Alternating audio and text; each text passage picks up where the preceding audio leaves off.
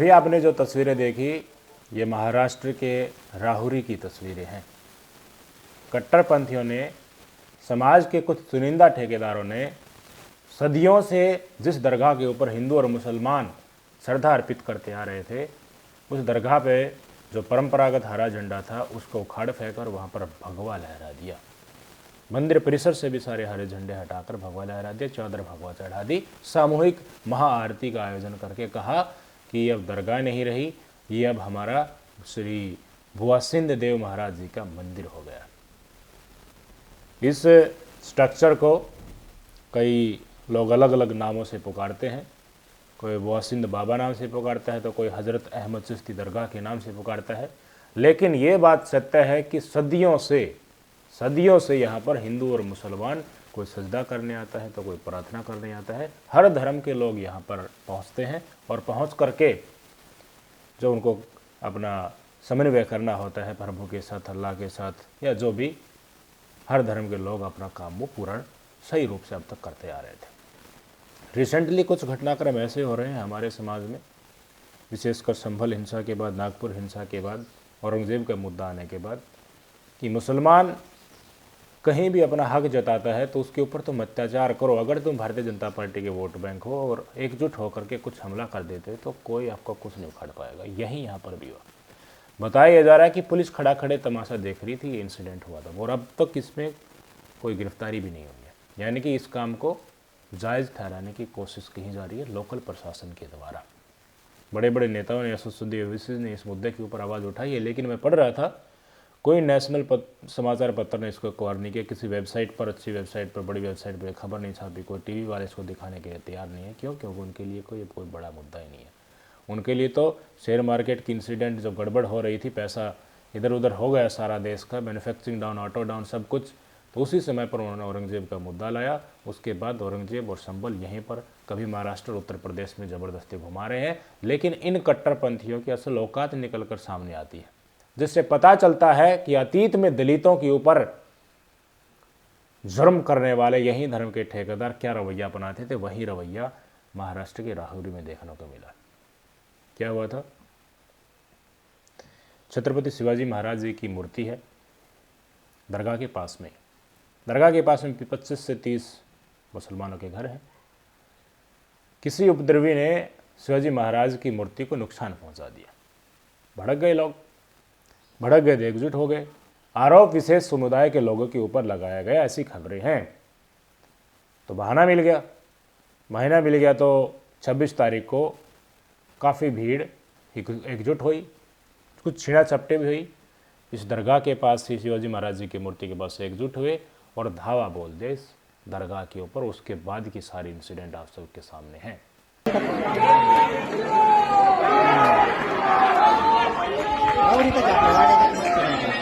बोल रहा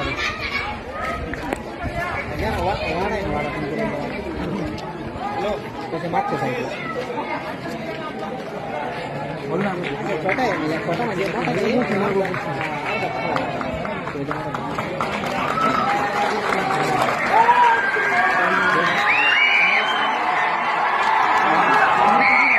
कितना प्राउड फील कर रहे होंगे ना ये कट्टरपंथी कि हमने देखी इतना बड़ा काम कर दिया। ये घटनाएं क्यों हो रही हैं? अरे आम हिंदुओं से पूछा क्या? ये धर्म के चुनिंदा ठेकेदार मिल करके ये निर्णय ले लेते हैं कि भाई कल सकल हिंदू समाज आएगा और हम यहाँ पर महाआरती करेंगे, उसके बाद जो इनको करना होता है वो कर लेते हैं। इनको यात्रा निकालनी होती, कोई भी ओकेजन निकालना होता है, ये स्वयं डेट फिक्स कर देते हैं। अपने संगठित होकर के जो कार्यकर्ता जो काम करते रहते हैं उन्हीं संगठन से लोगों को बुला लेते हैं, शहर में घूमते हैं, आम हिंदुओं को साथ में ले लेते हैं और जो इनको करना होता है वो कर देते हैं। लेकिन आम हिंदू और आम मुसलमानों से इन्होंने पूछा, धर्म के ठेकेदारों ने, कि क्या वो इस दरगाह के ऊपर मत्था टेकने की बजाय, यहाँ प्रार्थना या चादर चढ़ाने की बजाय इसको श्री भुवासिंद देव महाराज जी के मंदिर में कन्वर्ट करके यहाँ पर सिर्फ आरती करना चाहते हैं। आम हिंदू और आम मुसलमान आज भी ये चाहता था इसी जगह के ऊपर कि जैसा सदियों से चला आता है, हमारे पूर्वजों ने जैसा किया वहीं चलता रहे। क्योंकि बहुत सारी मिसालें हैं इसी जगह के ऊपर दोनों धर्मों में सामंजस्य की। बहुत सारे अच्छी बातें और इंसिडेंट और प्रोग्राम यहाँ पर अतीत में होते आते हैं, जिससे दोनों के बीच में, दोनों समुदाय के बीच में भ्रातृत्व की भावना उजागर के होती है। लेकिन भ्रातृत्व तो होली में भी नहीं दिखाने की कोशिश की प्रशासन के द्वारा। भ्रातृत्व तो औरंगजेब के मुद्दे के ऊपर भी नहीं दिखा। भ्रातृत्व तो उस समय पर भी नहीं दिखा ना। यही चुनिंदा धर्म के ठेकेदार कहाँ घुस गए? समाजवादी पार्टी के सुमन जी के जो राज्यसभा सांसद हैं उनके घर में घुस के शीशे तोड़ दिए, गेट तोड़ रहे थे, पुलिस वालों को चोट आई है, जेसीबी लेकर घर ढहाने पहुंच गए थे, कुर्सियां तोड़ दी गई। वो इंसिडेंट आपने देखा था। भीड़ तंत्र नहीं, यही ठेकेदार, हिंदू धर्म के चुनिंदा ठेकेदार जो कहते हैं कि हम भारतीय जनता पार्टी के कोर वोटर हैं तो हम ही चलाएंगे सरकार को और हम कानून में हाथ ले लेंगे तो हमारे ऊपर कोई कार्रवाई भी नहीं होगी। ये पुलिस प्रशासन ऐसा रवैया अपनाता हुआ दिखता भी है। जगह से पता नहीं कहाँ से लोग कहाँ से आकर के एक जगह एकजुट हो जाते हैं और बड़ा बवाल करते हैं, पुलिस के ऊपर भी हमला करते हैं, संपत्तियों को नुकसान पहुंचाते हैं, लेकिन उनकी खबर कहीं नहीं, उनके ऊपर बुलडोजर नहीं चलता है, उनके ऊपर एक्शन नहीं होता है। चल क्या रहा है? ये जातिवादी मानसिकता वाले लोगों को आप खोजेंगे ना तो अतीत में दलितों के ऊपर इन्हीं लोगों ने अत्याचार किया था। और क्या अत्याचार हुआ था आप सबको पता है।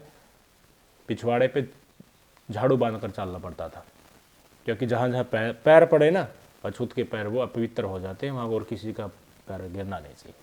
कुएं के ऊपर पानी नहीं पीने दिया जाता था, शिक्षा का अधिकार नहीं दिया जाता था, वेद को सुनने के लिए अधिकार नहीं था। अगर गलती से कान में पड़ गया तो गर्म शीशा पिघला करके डाल दिया जाता था। किसी को टच कर दिया तो बाद में बार बार स्नान करना पड़ता था, और जिसने टच किया अछूत व्यक्ति ने उसको पीट पीट कर मार दिया जाता था। दलितों की महिलाओं को अपने स्तन ढकने तक की आज़ादी नहीं थी।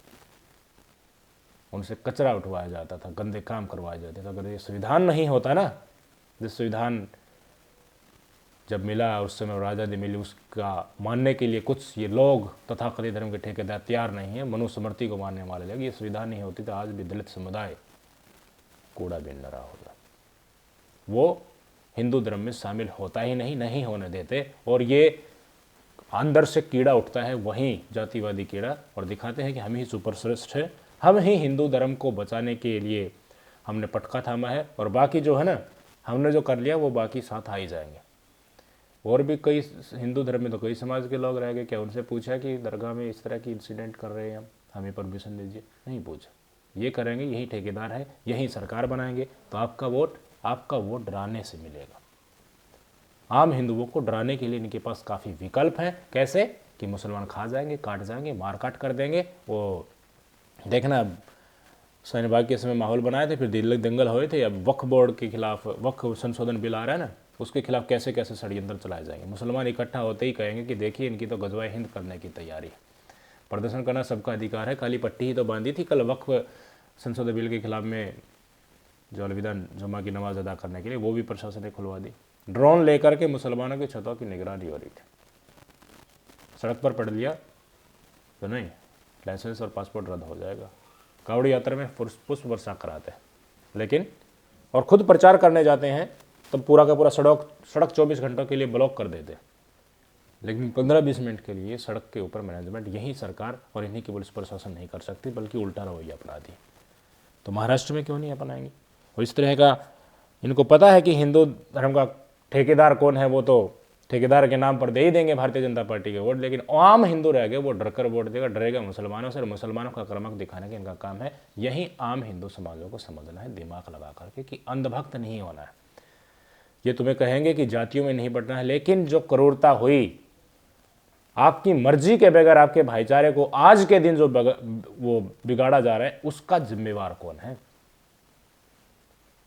ये बहुत सारी निमन टिप्पणियां कर करके कहेंगे कि विपक्षी पार्टी ऐसी हैं वैसी हैं, तमाम इनके पास एक्सक्यूज मिल जाएगा। लेकिन मुद्दों के ऊपर आओगे तो बताओ ना, समाज में शांति से रहना तो आम हिंदू पसंद करता है नहीं करता? आम मुसलमान पसंद करता है। क्यों उनके बीच में हेट डाली जा रही है? अब वक्फ बिल के मुद्दे के ऊपर जितने भी सहयोगी पार्टी के सदस्य हैं भारतीय जनता पार्टी, जिनके साथ गठबंधन सरकार चल रही है, एक एक करके सबने कहना शुरू कर दिया कि मुसलमानों की तरफ आंख उठाई, वक्फ जमीन की तरफ टेढ़ी नज़र की तो हम बर्दाश्त नहीं करेंगे। आंध्र प्रदेश वाले नायडू बाबू ने भी कह दिया, नीतीश की पार्टी से भी आ गया, और लेटेस्ट भाई साहब ने तो गोदी मीडिया का पत्रकार तो एक्सपेक्ट कर रहा था कि नफरत परोसेगा मुख से, लेकिन पोल ही नेशनल मीडिया पे खोल दी कि मैं तो नया हूँ, चिराग पासवान, मैं इन नफरत में विश्वास नहीं करता हूँ। अच्छे मुद्दों के ऊपर बात करो। बीजेपी को लेके जो अभी माहौल बना हुआ है, अभी जैसे हो गया कि संभल में सड़क पे नमाज पढ़ने नहीं देंगे या मेरठ में नहीं पढ़ने देंगे। एक वर्ग का ये कहना है कि अगर सड़क पे नमाज नहीं पढ़ने देना है तो पूरे देश में कीजिए, बीजेपी शासित हर राज्य में कर दीजिए। पूरे यूपी में प्रशासन का ऑर्डर आ जाए कि सड़क पे नमाज पढ़ने नहीं देंगे, कुछ जगहों पर आप रोक रहे हैं। और फिर कुछ लोगों का यह भी कहना है कि अगर ईद के पहले एक दिन पढ़ ही लिया तो क्या ही सड़क घिस तोड़ी जाएगी। आपका इस पर आपकी राय क्या है? क्योंकि मुझे लगता है ये सब फालतू की बातें हैं, इस पे चर्चा भी नहीं करनी चाहिए, कोई मतलब नहीं बनता इन सारी बातों का। आज देश में बड़े बड़े विषय हैं जिसको लेकर हम लोग को चर्चा करनी चाहिए। और दिक्कत ये होती है कि जब हम लोग ऐसी बेमानी बातों के ऊपर जब हम लोग चर्चा करने लगते हैं, बिना मतलब इससे समाज में, देश में एक तनाव का वातावरण बनता है, एक असहमति का वातावरण बनता है, बिना मतलब के संप्रदाय, अलग अलग लोगों के बीच में टकरारें पैदा होती हैं, कोई मतलब नहीं है। जिस आज देख लीजिए, अगर ये सारी बातें नहीं हो रही होती तो संभवतः आप मुझसे पूछते कि आपने as a food processing minister इतने महीनों में क्या किया। और चिराग पर भाई, ये सारी चीजें सेकेंडरी हो जाती चिराग हैं। भाई, जिसको आप फालतू बात बता रहे हैं वो तो आपके ही सहयोगी दल के लोग कर रहे हैं ना। पर मैं हमको तो नहीं पूछना सहमत पड़ हूं रहा ना, मैं यही तो मैं जिक्र कर रहा हूं। भाई देखिए, मैं 21वीं सदी का पढ़ा लिखा ही हूं, मुझे इन सब बातों से, और मैंने इस बात को बोलते बोलते मैंने कहा है कि धार्मिक विषयों में नहीं इंटरफेयर करना चाहिए, वो व्यक्तिगत आस्था का विषय है। ये है गठबंधन में है उनकी सच्चाई, आम हिंदुओं की सच्चाई और कुछ चुनिंदा कट्टरबाजों की सच्चाई, जो समाज में माहौल ऐसा बनाना चाहते हैं तनावपूर्ण, जिसके चलते हमेशा इनको अपने वोट बैंक की पड़ी रहती है। तो इसका नतीजा क्या होगा? जितने भी, ध्यान रखिए, हमारे भ्रातृत्व के एक जगह बैठ करके आपस में एक दूसरे को जानने के स्थल हैं, उनको ऐसे ऐसे डिस्ट्रॉय किया जा रहा है ताकि ये जो बताएं कब्जा करके मीडिया के ऊपर, वैसा ही लोगों के मन में घुसे और वैसा ही हिंदू बने और वैसा ही डर करके वोट डालते रहें। ये समाज की सच्चाई है। बहुत पीड़ादायक है ये तस्वीरें। सोचना चाहिए, आम हिंदुओं को समझना चाहिए, सच्चाई को जानना चाहिए कि आपके साथ हो क्या रहा है। जिस जगह पर, जिस गांव में ये राहुरी गांव में इंसिडेंट हुई, वहाँ पर 53,000 के आसपास हिंदू है और 14,000 के पास मुसलमान हैं। योगी जी तो कह रहे थे कि एक मुसलमान 100 हिंदुओं के बीच में आराम से सुरक्षित रह सकता है। हाँ, आम हिंदुओं के बीच में मुसलमान सुरक्षित रहेगा, बिल्कुल रहेगा। लेकिन इन कट्टरबाजों और तथाकथित ठेकेदार जो धर्म के बने हुए हैं, ये 5 भी होंगे, उनके साथ 5 मुसलमान भी होंगे, तो भी चैन से मुसलमानों को नहीं रहने देंगे। ये भी सच्चाई है। आम हिंदू अलग है और ये धर्म के ठेकेदार अलग हैं। ये धर्म के नाम पर राजनीति करने वाले अपनी दिहाड़ी वाले लोग हैं, ये कुछ भी कर गुजरते हैं। इसलिए इतना जकड़ना कि इन्हीं को सब कुछ दे देना, धर्म का ठेकेदार, दिशा समाज की, हिंदू समाज की ही निर्धारित करेंगे, ये बिल्कुल गलत बात है। आम हिंदुओं को जागरूक होना चाहिए, इस बात को समझना चाहिए। नमस्कार।